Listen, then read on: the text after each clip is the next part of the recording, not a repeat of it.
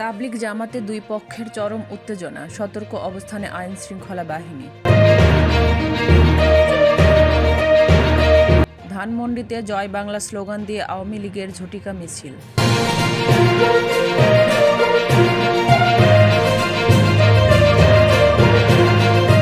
শিক্ষা ব্যবস্থা ধ্বংসের প্রকল্প নিয়েছিল আওয়ামী লীগ বলে মন্তব্য করেছেন বিএনপি নেতা সালাউদ্দিন আহমেদ।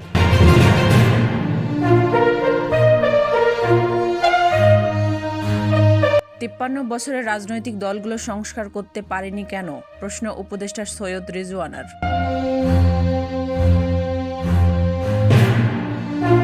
পিলখানা হত্যাকাণ্ডের সব রায় বাতিল সহ ৮টি দাবি জানিয়েছে কারা নির্যাতিত বিডিআর পরিবার। জানুয়ারিতেই নির্বাচনীয় রোডম্যাপ ঘোষণা করবে অন্তর্বর্তীকালীন সরকার বলে জানিয়েছেন উপদেষ্টা নাহিদ ইসলাম।